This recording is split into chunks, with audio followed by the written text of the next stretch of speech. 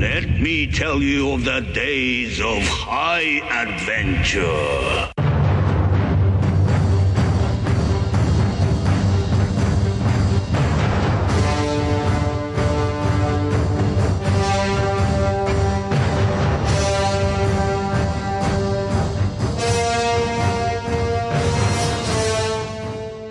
Hello, friends. I'm John. And I'm Kevin. And this is 6 Degrees of Schwarzenegger, the podcast where we take a long, hard look at some of our favorite action movies from the era of Arnold. Arnold Schwarzenegger is the icon of the genre. Then we're taking a deep dive into some of our favorite 80s and 90s cult action movies and breaking them all the way down. All the way.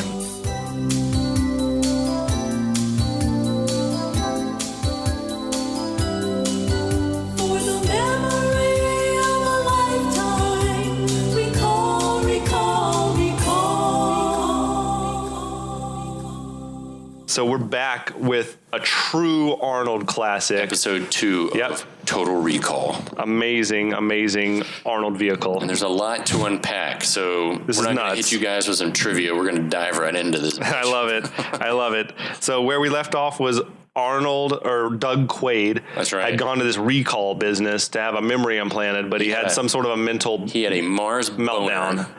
and wanted some memories from Mars. It turns out there are already some locked up. Yeah, there's already some memories of Mars in his brain. He has an episode, and the people at Total Recall, or at Recall rather, are like, we have to get this guy Yeah, out let's here. erase his memory of ever being here and send him on his way.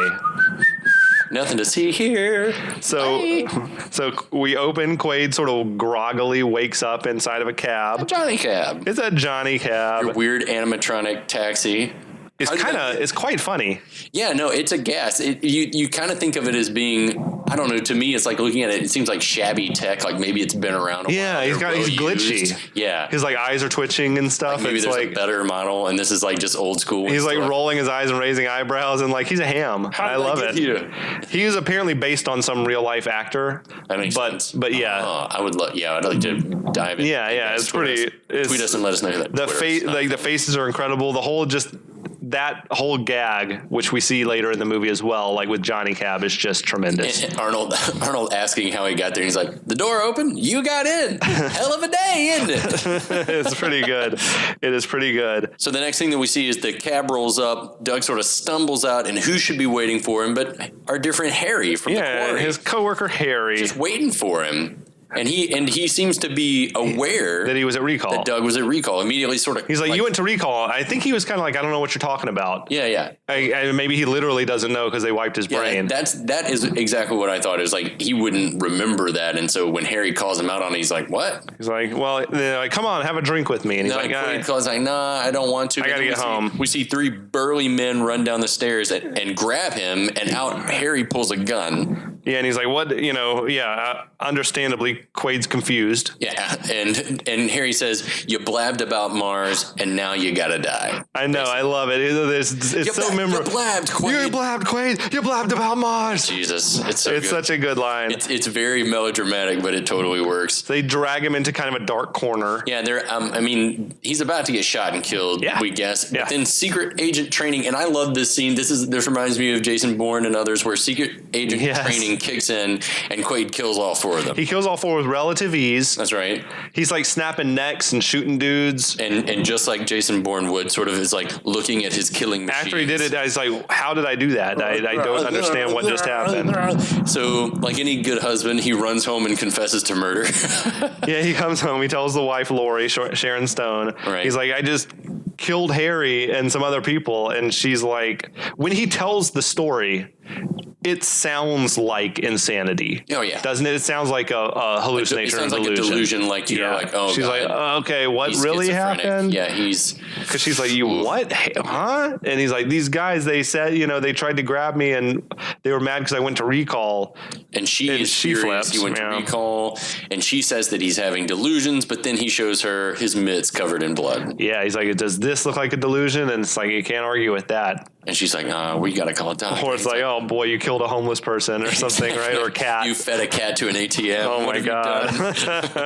So she's going to call someone. And he's like, no, don't call anyone. Yeah. She's like, I got to call a doctor. So he goes to wash up and she makes a call on the Skype phone. And who should it be? Our first appearance of Michael Ironside, which oh my God. At this point, presumably he could be a doctor. Mm-hmm. Like we don't really know who he is yet, but he's playing the role of Richter, and Michael Ironside is amazing in this role. I love everything he's another guy that I'm just like he kills it. He's sort of one note, but the roles that he plays, he's perfect for. He's awesome. He was awesome in Top Gun. Right. Awesome in Starship Troopers. And then great like a weird art house turn in Machinist. Yeah. He acts a lot, I'm sure. Yeah. He's a very busy guy. He tends to lose arms or have lost arms in a lot of his movies. All the time. This guy. He's like some sort of salamander. He just grows back. So Quaid's in the bathroom. He's washing up. She's, quote, calling the doctor. And when he comes out, what the fuck? Yeah. It's like someone's shooting at him from the darkness. Yeah. Lousy shot. Shining a light, and someone's fucking terrible at shooting a gun. Yeah. Movies are great. Movies are hysterical. They just keep missing. So Quaid chucks a chair across the room. Yeah, he does he's doing these ninja rolls and stuff like he's... That training. Again, the training. Right, it's like instincts, yeah. And he overpowers whoever this shadowy, mysterious figure in the room, reaches for a light switch and turns the lights on, and... Wouldn't you know it, it's Lori, the wife. Bitch. She's in her tennis leotard or whatever, and he karate fights the fuck out of him. He lets her go because he's sort of startled, and she I think elbows him or punches him in the dick, kicks him in the dick. She kicks him in the dick so many times, and this is just the first couple of several times that she kicks him in the dick. Man, yeah, you stick with what works. But if you're 110 pound Sharon Stone fighting 210 pound Arnold, incapacitate by any means necessary, which at this moment is grab a knife. Anything goes. It's Kumite rules. That's right. Anything goes. Not the knife. But they fight some, and Quaid predictably overpowers her. That's right. Yep. And then it's time for some exposition. Yeah. Oh, yeah. She tells him, look, we're not really married. I'm not really your wife. Our entire life together is a memory implant. I only met you 6 weeks ago. 6 weeks ago. Blown away. He thinks they've been married for 8 years. It is married in his mind 8 years. Which he is bullshit. I remember the wedding and the 8 years. And she's like, yeah, it's all memory implants. They erased your identity and implanted a new one. And she's been assigned to monitor him. And she doesn't even really know why, it seems. You know, honestly, at this point, she seems like maybe she's not going to be a bad guy. Yeah, she seems super apologetic about it. And sympathetic. It seems like she's willing to help him at this point. She's sitting down on the thing. They're sort of she starts playing around with him. She's saying she really did fall for him, that she was the best assignment she ever had. And then she starts trying to make a move. Yeah. I mean, I'm good for Arnold for having that willpower, because I think I would have just jumped at that opportunity. If you don't trust me, you can tie me up. She says as she starts to remove her leotard. I know. He's like, I didn't know you were this kinky. And he's well, it's no better time to find out. Oh man, let's get it going. But then she throws a conspicuous look over his shoulder at the video monitor. Phone. Yeah, and video phone. It's like a screen on the wall. It's surveillance camera or something. He turns around and sees some goons entering the building, Michael Ironside and others, and says, "Clever girl." Clever girl. I wonder if Jurassic Park just lifted that. Even if they did or didn't, it's a good line. Yeah, a good line. Then he just punches her and knocks her out. Is that okay? I'm always uneasy with these movies where at what point is it okay for a dude to strike a woman? I think that it's okay to incapacitate a woman in a situation where they're trying to literally kill you. They're trying to murder you, to rob you of your life, liberty, and property. Fair. So Richter, played by Michael Ironside, and Sharon Stone are apparently an item in this. Yeah, they enter and he seems super concerned. One of the other guys tries to help her up, and he touch her. Yeah, he shoves her. Michael Ironside shoves him off, and it's don't keep your hands off her. She immediately apologized. Their interaction with each other is very tender, very familiar with one another. She apologizes for blowing it.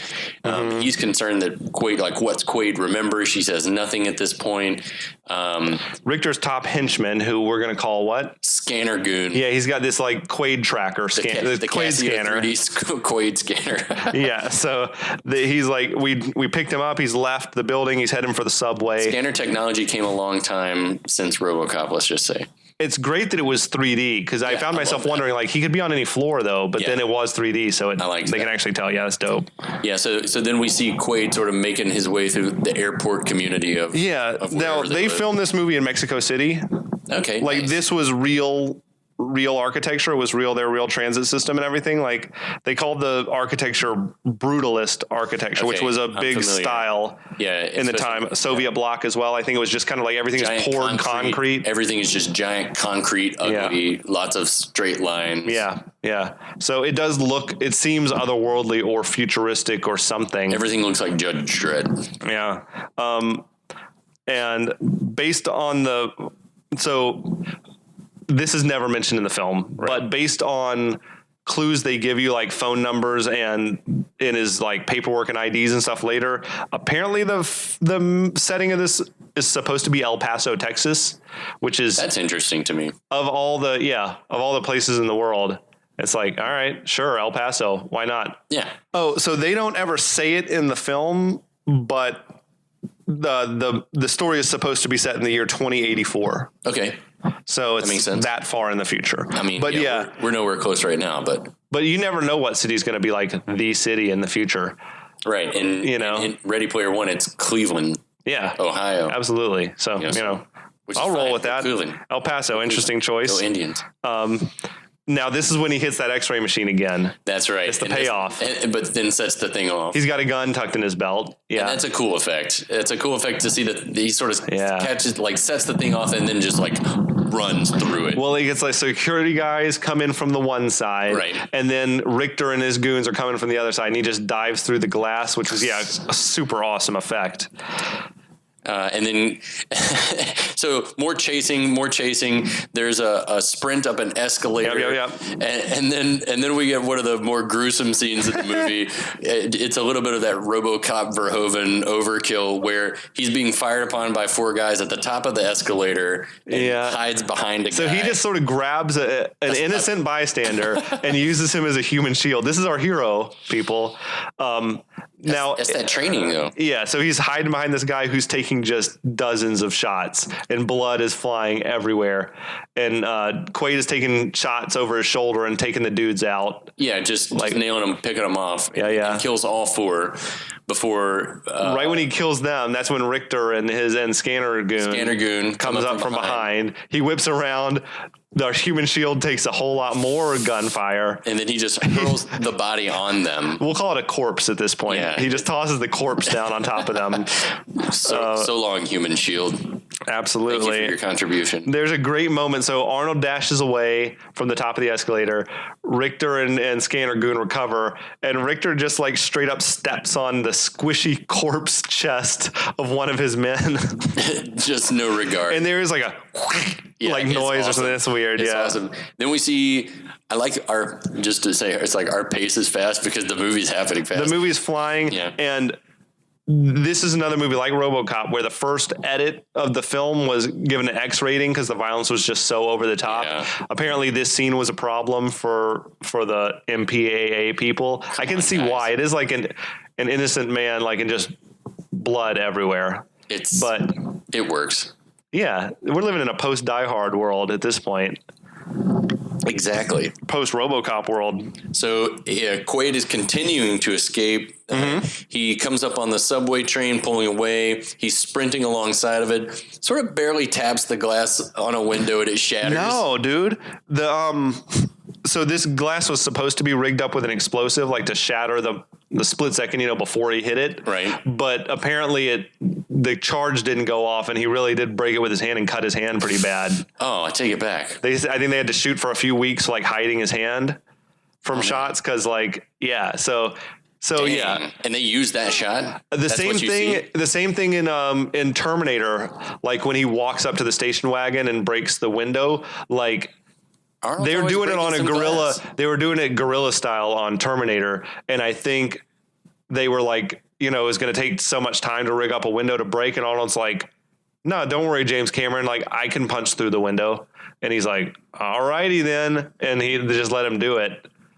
But that's risky behavior. Yeah. No doubt. Damn. Way to go, Arnold. Yeah. So gotta make that paper. He's got the strength is real, I suppose. Yeah, it is definitely real. So I take it back. Quaid breaks the glass, jumps on the train. You never speak ill of Arnold. I'm sorry. At least not his strength. Yeah, I should have known better. So breaks the window and then proceeds to dodge shit tons of bullets because Richter is just unloading indiscriminately into crowds of people. Arnold gets away and Richter is pissed. He is so pissed. He wants Quaid dead. I mean, he killed a bunch of his guys, and then he's got Scanner dude's like, no, dude, like, I don't blame you, man. I wouldn't want a guy like Quaid porking my old lady. You saying she liked it? And he's like, oh no, I'm sure she hated every minute of it. Big eye roll. Yeah. This guy's like got some balls to be like breaking Richter's balls. Scanner Goon, I think, is like his lieutenant. Otherwise, he would already be. They must have a good relationship. Yeah, he needs him. It's kind of like a Joker and his right hand man. Yeah, Bobby. Always like another Bobby. So we need to mention that as soon as Quaid gets on that subway train, what plays but a commercial about real space travel being better than implanted memories. Yeah, and it's totally like tongue in cheek. Love the ad wars aspect of it all. But also he's like, oh, that's a good idea. I need to get to Mars. So Richter and them, they're back in the car, like on the video phone with Cohagen. So it's like, okay, so they're working for Cohagen. That's right. We're finding out the Mars leader that we saw on the newscast early on in the film. Yeah, and he's already heard from Lori that Quaid doesn't remember shit. Right, like Cohagen wants Quaid alive. Right. And Richter, of course, wants to kill him. We've seen. Right. It's clear that Cohagen has an agenda. Right. We don't know what it is, right? And that's, who was it? Richter said we should have killed Quaid on Mars. Yeah, we should have killed him on Mars. So you're like, so he has definitely come from Mars or been to Mars before. Right. Cohagen says he wants Quaid alive for re-implantation and back in place with Lori. But Richter, obviously wants to kill him and fucks with the transmission. So he's like, I didn't hear that last part. I love that he's twisting the dial. He's like, sorry, sir, it's sunspots. Oh my goodness. And then it's at that point that Scanner Goon, they pick him up. They pick up Quaid again on the scanner. They've honed in on him again. He's like in the... I don't know. He's checking into a seedy seeming hotel. He comes out in an area called the Galleria. Shout out to Houston, H-Town, Galleria. And then Quaid sort of comes out in the open from the subway and checks into a stain-covered motel. It's pretty gross. But probably the type of hotel that takes cash. Only a deposit for the sheets. And in an instant from him entering the room, the phone's ringing. Yeah. Now, a conversation that you and I had that we'll discuss later on is like so many things happen in this movie. Like they're super convenient. Super convenient moments. Oh, man. So anyway, a very convenient phone call. And who is it? It's a guy who looks like a soap opera actor. He looks and sounds like someone they were like, who do we got? I know, it's so weird. Someone from Young and the Restless. But you know what it is? It's like in a video game when the guy is like training you, or whatever. Yeah. Is like it seems as though he's addressing no one in particular. Like he's just reading off a script. Right. But yeah, this part's pretty freaking convenient. Yeah. If you want to believe that we're stuck in like a recall dream right now or whatever. And the guy tells Quaid, hey man, you've got a bug in your skull and I'm offering you assistance. If you want to live, don't hang up, which all sounds like a script, right? It all sounds totally like a script. And Quaid, to his credit, is skeptical. Right. Yeah. This guy's like, dude, we were buddies back in the agency on Mars. And like you told me if you ever disappeared for me to find you and give you this suitcase that I've got. Checks out. So, he tells Quaid, dampen a towel, wrap it around your head, and that'll buy you some time. It'll make the signal weaker. And then he tells him to come out to the payphone and get this suitcase. So this is when Quaid, he transitions into turban Quaid. Like he's got this towel wrapped around his head in a very unique look. Like Toad from Mario Brothers. Got that whole thing going on. It's very odd. But when he goes down to get the case and some lady's trying to pick it up and walk She's away. like, I saw it first. first. And he wrestles it away. And she puts up a fight. He's like, it's mine. And she's like, get your own case. He just snatches it from her. And she's like, fuck you, you asshole. And he sort of just turns and gives her a weird bow. And it's at that exact moment that he's spotted by the bad guys. Yeah, they've rolled up to the Galleria area, but they don't necessarily. They're like, he's around here somewhere. Just keep your eyes peeled. Right. And he like locks eyes with Richter. He stops and is like, oh shit. Yeah. So they're on him again. Yeah. He immediately jumps into a Johnny cab. He can't think of a place that he wants to go. The Johnny cab. Right. He's like, just drive. He's like, why don't you tell me the number of the place that you want to go? Well, it is. I can see the frustration. Like in that world, you mean in the world where we're living, the Johnny cab, to happen? The Johnny cab is not going to take you to a like it's not just going to drive because you tell it to drive. Like it's not going to go until you tell it where you want to go. Yeah, the automatic Uber is not going to just drive. You're not just going to dive in and say, drive me 20 minutes north. Yeah, no chance in hell. So he fucking manhandles the animatronic driver, the Johnny cab guy, and disembodies him from the car and just takes the joystick himself. Yeah, the fight with the Johnny cab driver is like so funny. It's hysterical. It's really good. He's like saying like, uh-oh, and all this is whatever, you know. So he peels out with the Johnny cab. He makes a getaway. Lots of gunfire again out in the open. Yeah. But I love when he gets to, he crashes the cab. Well, he shows up in your quintessential industrial site. Mm-hmm. The cab charges his 18 credits. He's like, give me 18 credits. And then he's like, sue me, you dickhead. Sue me, dickhead. I love that he called a robot a dickhead. And then that's at the point where the Johnny cab just speeds into a wall and explodes. Oh, yes. Okay. Crash. In a fiery crash. Like, is that the Johnny cab programming? Like, you try to kill someone who doesn't pay their fare? In the real world, you would swipe your card or whatever, scan your card before it goes anywhere. Right. But yeah. I'm just wondering, like, did this thing go rogue, or is that like how it's programmed? I don't know, but I mean, he did rip the animatron out. But yeah, he tries to run him down, just runs into the wall, and it's a ball of flame, which you know is gonna probably bring the bad guys here. And also that cost the Johnny Cab Company a lot more than the 18 credits that they lost. Exactly. Now they've lost a vehicle. Yeah. So anyway, Quaid runs upstairs in what looks like just an old factory that's on that property and starts going through the suitcase and finds like your quintessential, all the spy shit, your spy kit, your money, your fake IDs. Yeah, a gun, maybe. What? Was there a gun in there? I don't. I can't remember. He had just tons of cash, different identities, and what looked like a weird surgical device. Yeah, he's like, huh, and a bracelet. Yeah, there was a gun in there. I think there was a gun and the bracelet thing, which is the most useful item in there, I suppose, is this hologram device.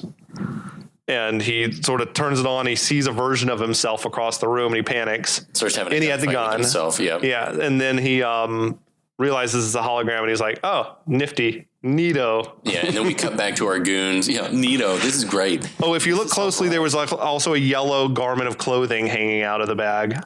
Nice. That we'll see in a little bit. Yeah. The goons hear about a fireball.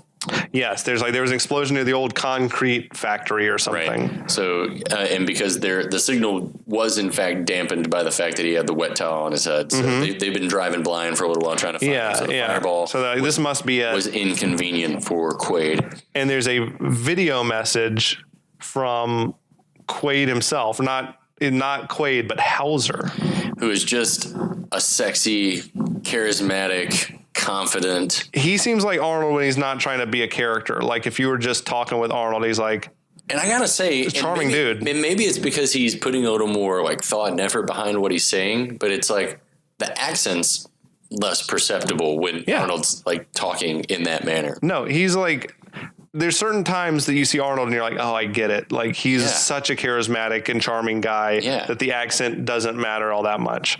But so Hauser starts talking him through more exposition, which is that, hey, I used to work for Mars Intelligence.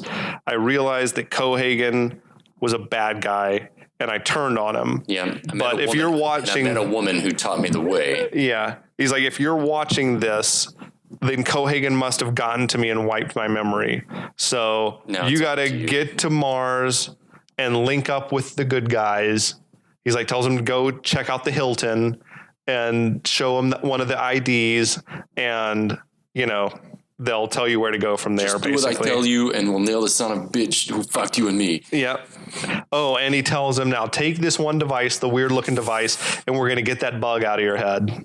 Oh my God. And it's terrifying to watch. It's hard to watch. He says, stick it up your nose until you hear a crunch. Just shove real hard. Oh, Jesus. He's like, don't worry, it's self-guiding. You don't have to do anything. I'm like, oh my God. That's comforting. At least I don't have to be an expert in bug removal from my own skull. The Arnold head puppetry on this one left a little something to be desired. I mean, there's really only one in this whole movie that's unforgivable to me. So this is not that one. This still falls under the category of I can live with it. I think we'll get to that one in our next episode. Yeah. But yeah, he pulls out this, I don't know, ping pong ball size. Jesus, it's enormous. I mean, it's at least, I don't know, an inch long and as big around as a AA battery or bigger. His nose is like stretching out. It's pretty gross, really. It's over the top for sure.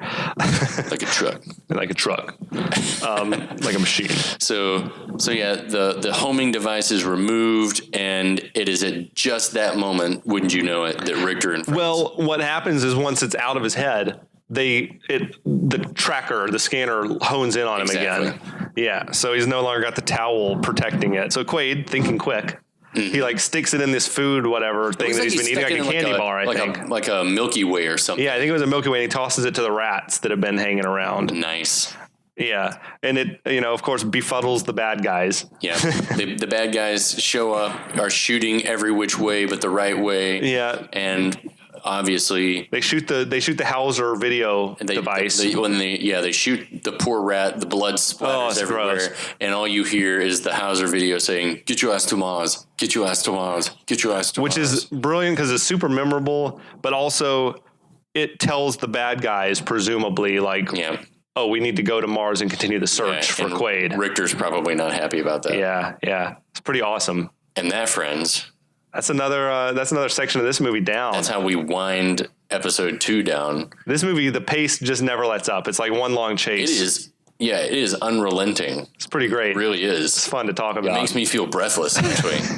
I'm like, let's crack open another beer. Absolutely. And let this train roll on. So we will see you guys next time. We'll be back.